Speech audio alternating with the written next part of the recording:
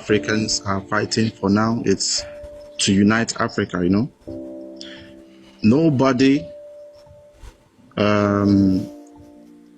is forcing him or herself on any tribe. Oh boy. Per se.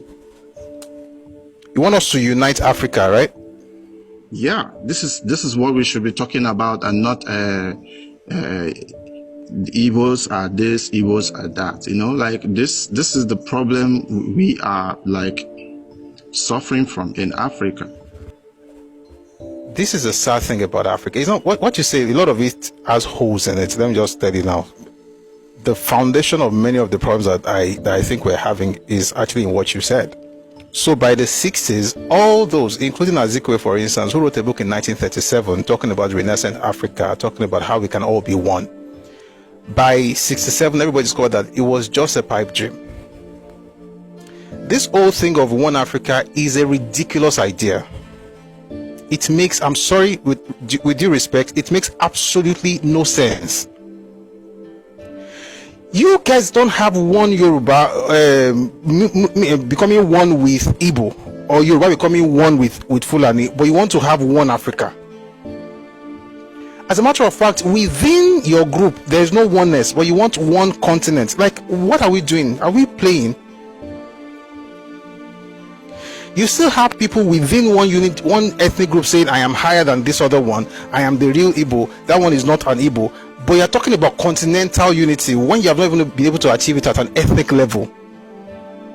What's this fascination with Africa? Zeke was going all over the place talking about it. I've read the book and I was like, if you could be thinking like this in 37, I can understand why the East does politics the way they do. You're looking for one Africa. There's a caste system at home. There's a caste system in Igbo land. There's a way that, and it's generational. If you're also for life. That has not been resolved. There's a situation where if I'm Anambra, I feel I'm more important as an Igbo man to any other person. In fact, in many cases, I'll tell you that I'm Anambra, I'm not Igbo. We're not talking about that. We want to talk about Africa. Why do we think that charity must begin from abroad?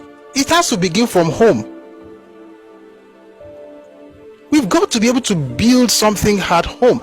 And the reason I can speak like this sincerely is because certain people lived before me or before us. And those people did a lot of work in my own space to build a cohesion that we lost because of bickering that we had amongst ourselves as Yoruba people. So that but what they did between 45 and around the 60s is actually the reason I can speak the way I'm speaking from a Yoruba perspective. I don't need that kind of unity because I've got it.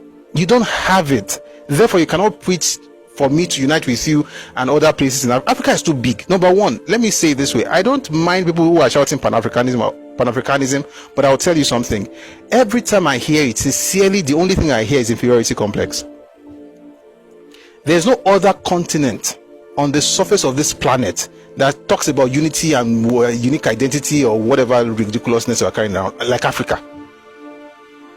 What makes you think we are the same? Because we are both dark in complexion. How is that a basis for unity? No other part of the world has that kind of conversation. Go to Asia. There is ASEAN, they are talking economy. They're talking about how they can grow the economy in Asia, how they can use economy as a leverage in the world. Go to EU. Nobody's talking about because we are the same color, therefore we have unity. What does that even mean? The Irish is not united with the English just because they are both quote-unquote white. Italian politics is different from German politics. It has nothing to do with skin color. Japanese think differently from Chinese. How come even the Middle East, Saudi Arabia politics is diametrically opposed to what's happening in Gaza, and you think that of all the people in this world, only one group should be one, and it is Africa. This idea, let me say this idea is not even an original idea. That is the sad part. So Marcus Garvey would be in the Caribbean writing a fantastic idea, get it out into America. Everybody believes it because they've not seen home. You grew up at home. You grew up in Africa. You know that Nigeria is not one nation. It's a combination of many nations, let alone Africa. One said they went to make Swahili the language of Africa. Like, how do people think? Africa is more diverse than Europe. European Union has 24 languages. Folks in Africa want to make one language the language of the continent. Like, do people even reason? And they think they are talking about unity. It's not unity, it's foolishness. That's not unity. Smaller spaces are able to recognize diversity and say, you know what, for us to work in EU, we'll have 24 official languages. A bigger space. By the way, Africa is big. Forget this this map that we're using. Africa would take Russia, China, and America conveniently and still have some space inside it. Forget what you are seeing on the map. That's how big Africa is. Now, my question to people is this: what is the fascination with Africa when you have not even been able to build your place? You are supposed to be like a nation on your own. I don't hear the Irish talking to the Bulgarian about European, pan-European something based on the fact that they are all white. Why do we do this to ourselves? Why are we like this? And this is why we cannot grow. There is, number one, your entire continent, not one nation determine its own borders. You don't think that's a problem? You are carrying the structure that was given to you by the whites. You don't have enough, like, let us sit down and have a conversation like they had in Westphalia. And I said we're going to have that session, maybe tomorrow. And by the way, the concept of sovereign states began at that conference after the Westphalia Treaty was signed. And we're like, listen, this is going to be the borders. This is how we form nations. Nationhood was designed by Europe during the Westphalian Treaty. Are you saying they are smarter than us? They broke themselves into nations. We are now looking for a way to come together. Why are they smarter? Are they smarter than black people? Like, are black people dense? Like, why do we think like this? We want to unite. They broke after years of war. They broke down into sovereign states with borders that they determined, and then they began to grow and collaborate. And so eventually they now have EU. EU still recognizes those boundaries that were created in 1648. They then traveled to Africa and used the mindset that they had during Westphalia to create borders and partition. In fact, before they even came to Africa, they were sitting down in Berlin, 1884 to 1885. They sat down and they cut Africa anyhow, determining borders based on the fact that they also determined their own borders in Europe. Then when they were leaving, they gave you what they cut as cake and say, you guys have been managing it amongst yourselves. So since the 50s, when we began to have independence in Africa, no country has sat down with all these professors and educated people that we have. All of us have degrees like thermometers. We've never sat down to say, wait, these boundaries are one kind.